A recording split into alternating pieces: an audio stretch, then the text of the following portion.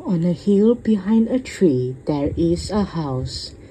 In the house there is a bed, and on the bed there is a little doll named Anna, fast asleep, dreaming about the world outside and beyond the hills. When Anna wakes up to the rooster's titty, Papi is already at work on the farm, and Mommy is busy in the garden. Anna bathes her little brother and feeds the goats, and collects the eggs to sell at the market. After breakfast, Anna and her mother walks down the hill. Anna closes her eyes against the sun and wishes she was back in the cool of the houses with her libro, her book. Anna has read her book, her only book, so many times she knows it by heart. The book was a gift from her teacher for working so hard on her reading and writing. But last fall, her teacher moved far away, and now there is no one to teach Anna and the other children in the village. So at night, on her bed in the house on the hill, Anna makes up her own cuentos and tells the stories to her little brother to help him fall asleep. She tells him stories about make-believe creatures that lives in the forest and the mountains and the sea. She wishes for new stories to read, but her teacher with the books has gone. One morning, Anna wakes up to the sound of tap-tap, clip-clop, and a loud iya-iya. When Anna looks down the hill below her house, she sees a man with a sign that reads, Biblioburro. With the man, there are 2 bureaus. What are they carrying? Libros, books. Anna runs down the hill to the man with the sign and the bureaus and the book. The other children run to him too, skipping down hills and stopping through the fields. Who are you? Who are they? The children ask. The man says, I am a librarian, a bibliotecario, and these are my bureaus, Alpha and Beta. Welcome to the Biblioburro, my biblioteca.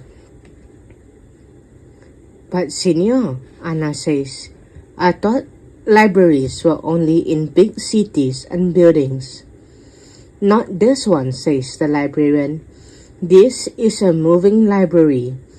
Then he spreads his books and invites the children to join him under the tree. Once upon a time, the librarian begins, sharing the story of an elephant who swings from a spider web. He reads some books with beautiful pictures, then helps the little ones learn their abecedario. He sings A, B, C, D, E, F, G. Finally, he says, now it is your turn. Pick out books. In a few weeks, I will be back to collect them and bring you new ones. Me too, asks Anna. Especially you, says the librarian with a smile. So many cuentos. While Alpha and Beta chomp the sweet grass under the tree, Anna picks up book after book and finds pink dolphins and blue butterflies, castles and fairies, talking lions and magic carpets. Someone should write a story about your bureaus, Anna tells the librarian, rubbing Alpha's nose and feeding him more grass to Beta. Why don't you? He asks, and he packs up the books. and is off. Enjoy, he calls to the children. I will be back. Anna runs up to her house, holding the books to her chest. She cannot wait to share her books with her brother. And that night she reads until she cannot keep her eyes open any longer.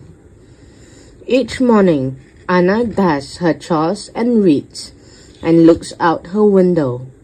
She listens for the sounds of Alpha and Battle. But weeks pass and the librarian does not return.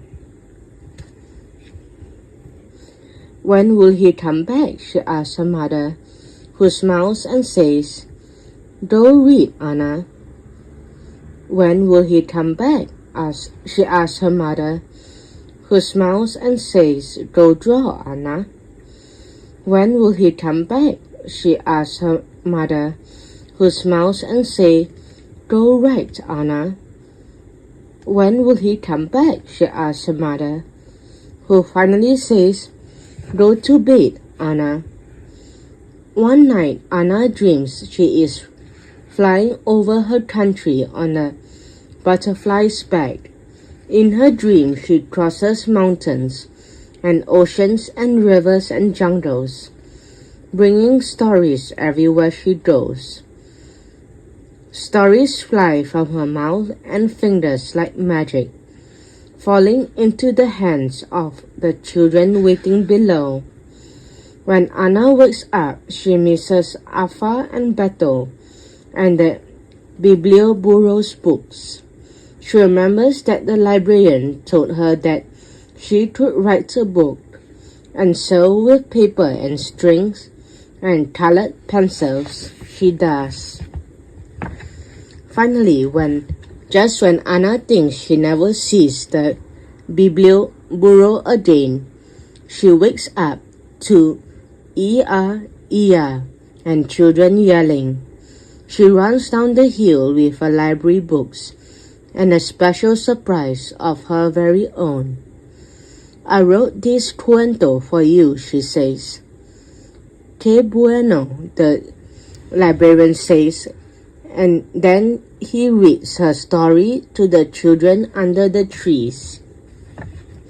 When it is time to go, Anna's book is packed carefully on the burro's back, ready to be carried away over the hills and through the fields to another child who is asleep on a bed in a house on a hill behind a tree, dreaming of Alpha and Battle and all the new stories that Biblioburro will bring.